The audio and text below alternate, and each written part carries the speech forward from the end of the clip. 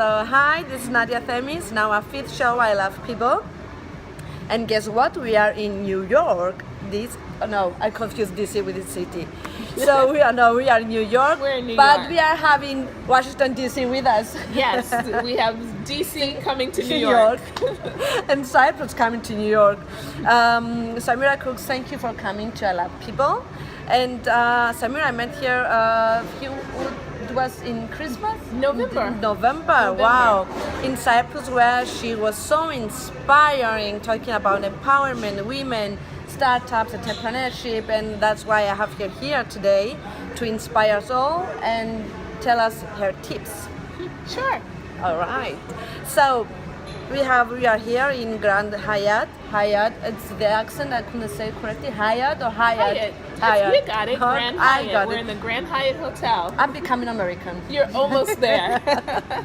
So Samira, tell us a little bit more about you. You're from Washington DC?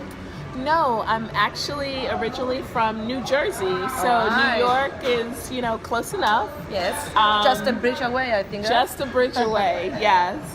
So I'm from New Jersey originally, but I've been in Washington, D.C. working on women's entrepreneurship and small business development for, the last 15 years almost. Really? So I've been in D.C. a long time. Entrepreneurship keeps you young and beautiful, I think. Absolutely. To all you young and beautiful entrepreneurs. Excellent. So, would you like to tell us a little bit more about you and what you are doing? Sure. Well, I am the founding partner. I'm a founding partner of a international firm. Good. Called Global Empowerment Solutions. Remember that name? Yes, Global Empowerment Solutions, GES. And my partner and I, our firm works to create wealth. All right. Through entrepreneurship and economic development. I think especially nowadays. Yes. This is very, it's a big necessity actually for all of the people. Absolutely. And what we realize is that it happens on two levels. Okay. It's not just the individual, but it's also the organization and the state. So we help create wealth through entrepreneurship and economic development. Entrepreneurship is kind of an individual conversation, but the economic development happens on a larger level. Okay. So we work with cities and countries to help create an entrepreneur ecosystem. Wow. So an ecosystem, though, it really, our ecosystem has three parts to it. The first is programming. So programs for entrepreneurs. So like the work that you do with the coaching and the training of entrepreneurs, we do help them understand how to create a marketing plan, help them understand about business planning, how to create an image, how to price their product. Very important how to price a product. And women, very important. Women often undercut themselves and undercut their pricing, not understanding what the market looks like. So that's kind of programming. Because you might have an idea of what you want to do, start a business, then you don't have the guts to start the business. Right. And apart that, you don't know what to do. And then we need Samira Crooks to come to our life. and we have a saying in America, knowledge is power. Very good so empowerment comes from the knowledge. You feel like you can do it. So those training programs are kind of the first piece of our ecosystem that we help countries create to support small business and entrepreneurship. The second is policy. So policy is a sticky one, but I think that we get a lot of things right in America around small business policy. Right. We have very supportive policies. For example, our government spends billions of dollars a year, but we have a goal of spending, I'm not even sure what it is because it increases almost every year, but it's 5% of spending with women-owned businesses. Wow. So 5% of billions of dollars specifically for women-owned businesses. We have another goal that's a little bit bigger, almost 35%, All right. 60% for small business in general. So we have government law and policy that says we will support and use small businesses. So we talk to other countries about how they can create their own policies, and that buying policy is just one.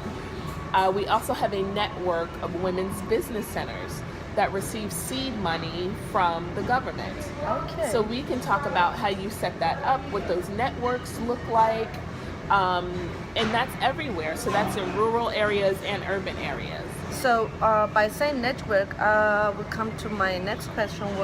That was about equality of men and because we are talking before about get network and women to be together and support each other. Absolutely. So that's interesting because the last P in the ecosystem is partnerships. Okay. So you're right on, Nadia. Yeah. You're good. So the last P is the last piece of that ecosystem is partnerships. So policy and programs, we get that. Partnerships is that network. Exactly. It's meeting amazing people like you all the way in Limassol. Yes. And then hooking up in New York City. It's amazing. It's amazing. And really having the chance to figure out where our businesses have a synergy, where I can help you and you can help me.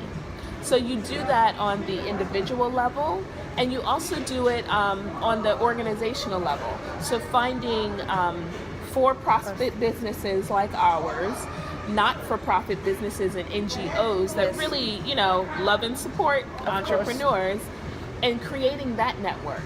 For women, I think that that network, of course, should be broad. It's not just a women's network. It's also a network that includes men. And, at the women's we want men too. Yeah. And at the Women's Business Center that I founded, along with my partner, we say smart men support women. Exactly. Smart men support women. Exactly. And smart men use the Women's Business Center. So that partnership piece is crucial for the growth of business.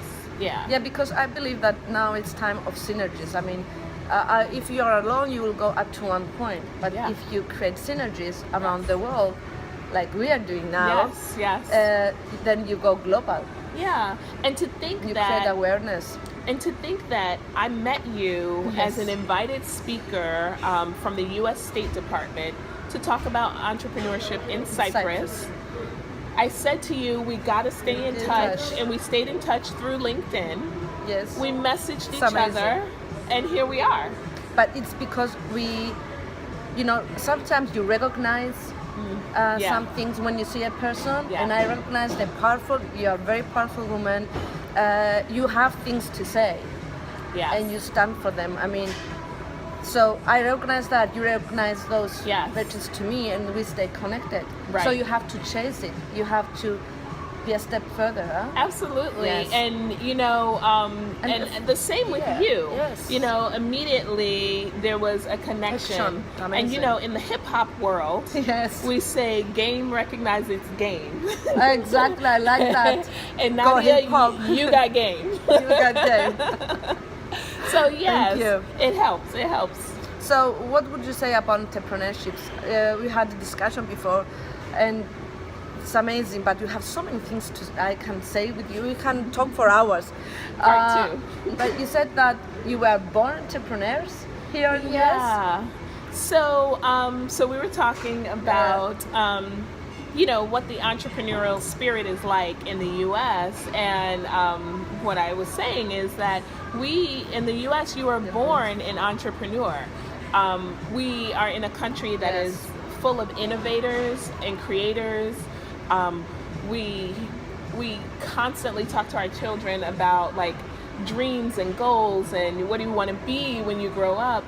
And we even have this concept of lemonade stands. Okay. And apparently there's no lemonade stands in Cyprus, but a lemonade stand is kind of a kid's first business.